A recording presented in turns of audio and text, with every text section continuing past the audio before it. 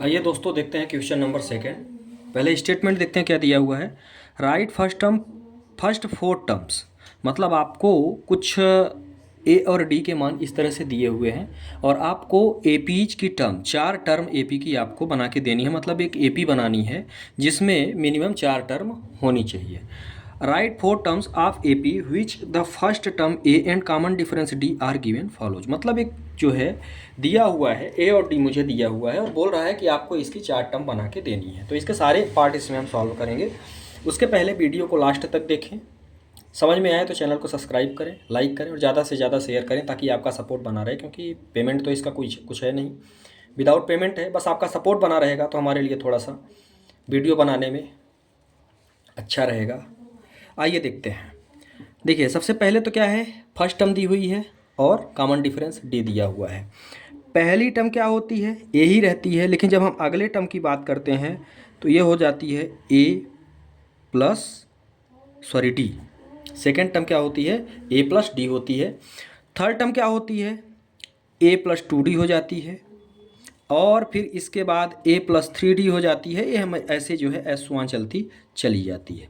ये मेरी क्या होती है, एपी की सीरीज होती है।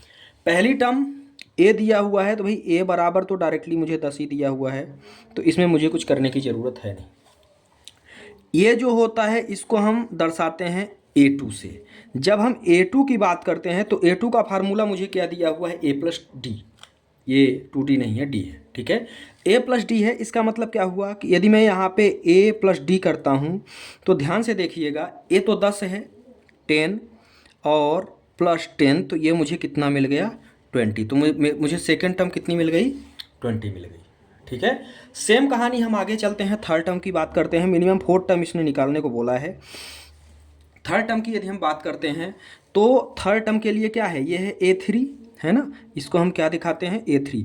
ये सारी चीज़ें आपको इंट्रोडक्शन वीडियो में बना के बताया गया है, तो वहाँ पे भी आप देख सकते हैं। A3 है और A3 क्या दिया हुआ है, A3 दिया हुआ है A प्लस 2D, है ना। तो यहाँ पे हम कह सकते हैं कि भाई ये तो 10 है प्लस 2 इंटू 10, तो ये कितना हो गया भाई साहब, ये हो गया मेरा 20 और प्लस 10, तो ये कितना मुड़ गया, अगली टर्म मुझे मिल गई 30, ठीक है। ऐसे ही हम निकाल सकते हैं। तो जब हम चौथी टर्म निकालेंगे सीरीज की तो ये क्या होगा, ये हो जाएगा A प्लस 3D। ये मेरी चौथी टर्म होती है। आगे चलेंगे तो ये क्या हो गया, 10 प्लस 3 इंटू 10 इक्वल टू, तो ये मुझे मिल गया 40। 10 3 या 30 और प्लस 10। सीरीज की बात करते हैं तो मुझे सीरीज क्या मिली है। सीरीज की यदि हम बात करते हैं तो सीरीज में मुझे पहली टर्म तो ये थी, मतलब मुझे मिल गई 10, दूसरी 20, तीसरी 30 और चौथी टर्म मुझे मिल गई 40। और ये एपी हमारी क्या होगी, S1 चलती चली जाएगी, ठीक है। यही मेरी क्या है, एपी। ये मेरा जो पहली स्टेटमेंट मुझे ए और डी का मान दिया था वहाँ से मुझे एपी मिल गया। चलिए देखते हैं सेकंड प्रश्न, सेकंड में क्या दिया हुआ है ना। सेकंड की यदि हम बात करते हैं तो भाई साहब मुझे दिया हुआ है A-2 है और D 0 है, इसी पर चलेंगे, है ना। तो पहली टर्म A है तो भाई मुझे मिल गया A बराबर -2। यदि मैं A2 की बात करता हूँ सेकंड टर्म की, तो A2 में मुझे क्या मिला, सेकंड टर्म में क्या होता है, A प्लस डी, यही होता है। तो यहाँ पे मुझे क्या मिलेगा भाई, ये तो -2 है और यहाँ पे हम प्लस 0 करेंगे तो मुझे कितना मिलेगा, -2 ही मिलेगा। बात समझ में आ गई। तीसरे की बात करते हैं A3 की। A3 मुझे क्या कहता है, A3 कहता है भाई A प्लस 2D हूँगा मैं, है ना। A3 क्या होता है, A प्लस 2D होता है थर्ड टर्म। तो यहाँ से यदि हम बात करते हैं तीसरे टर्म की, A प्लस 2D मतलब A3 की, तो ये -2 तो है ही, प्लस 2 इंटू डी का मान 0 है, तो ये भी मुझे कितना मिल गया, -2 मिल गया। यहाँ तक तो कोई दिक्कत होनी नहीं चाहिए जहाँ तक है। नेक्स्ट की बात करते हैं A4 की, क्योंकि 4 टर्म मुझे मिनिमम फाइंड करनी है इसमें, आगे आप निकालते रहो। तो यहाँ पे मुझे क्या है, A प्लस 3D, सेम कहानी यहाँ भी होने वाली है क्योंकि -2 है A का मान, प्लस यहाँ पे क्या है 2 इंटू 0 मिलेगा, तो यहाँ पे मुझे क्या मिल गया, -2। यदि हम AP की बात करते हैं भाई 4 टर्म मिल गई, 1 2 3 4, है ना।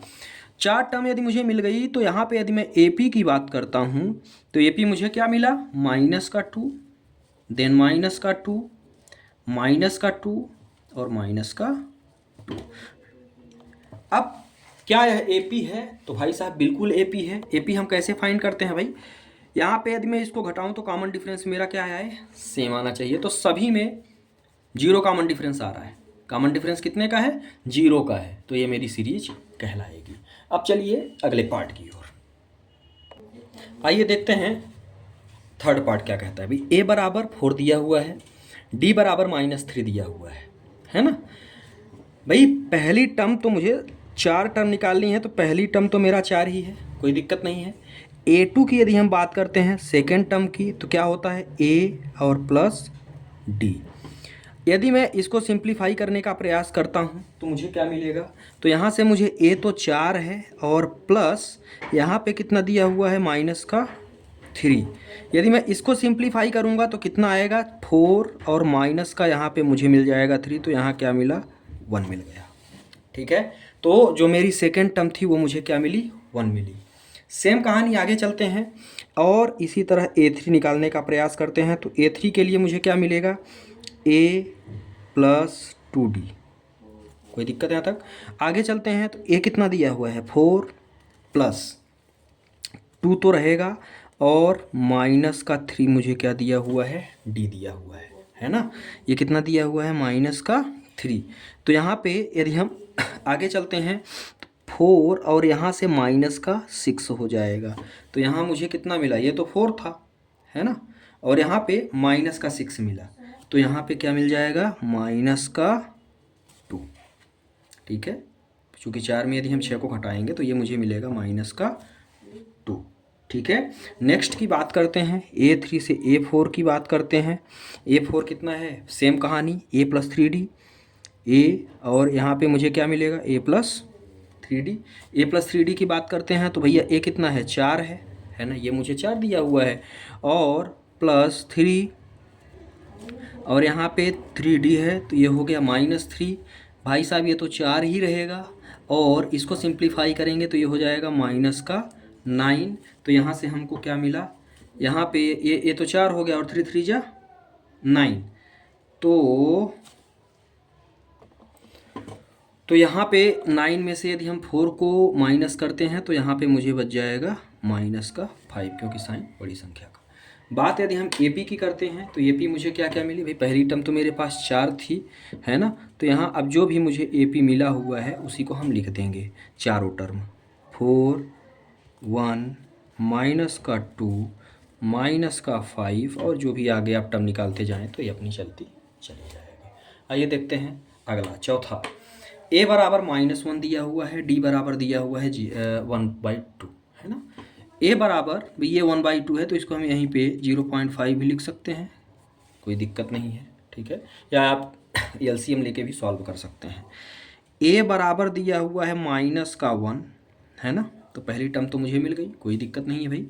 A2 की बात करते हैं तो ये क्या होगा भाई, A होगा A और प्लस का D। ध्यान से देखिएगा, A तो मेरा -1 है और प्लस में 0.5, D कितना है मेरे पास, 0.5 है ना। चूँकि 1/2 लिखेंगे फिर इसका LCM लेंगे तो डायरेक्ट मैंने 0.5 कर दिया।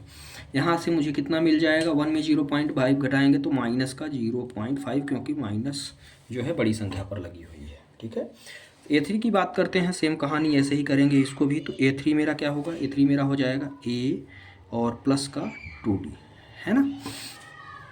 A प्लस का 2D मिला तो A मुझे कितना मिल गया, -1 मिल गया, और प्लस 2D मतलब 2 × 0.5 है ना।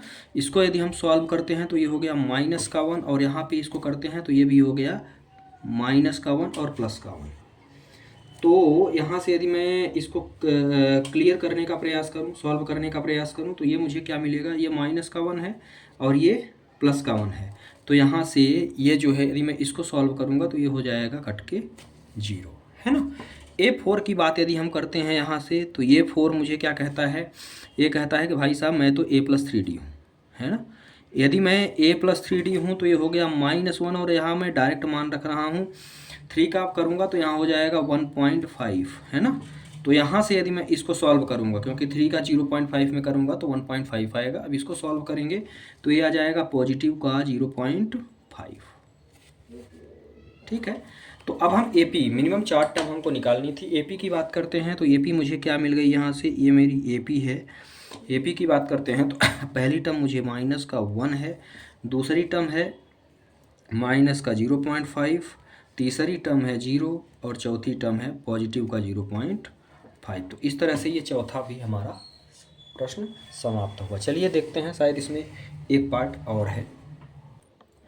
अब ये लास्ट पार्ट है क्वेश्चन नंबर 2 का। इस पर यदि हम बात करते हैं तो देखिए पहली टर्म तो मुझे ऑलरेडी दी हुई है -1.25, तो इसमें तो मुझे कुछ करना नहीं है।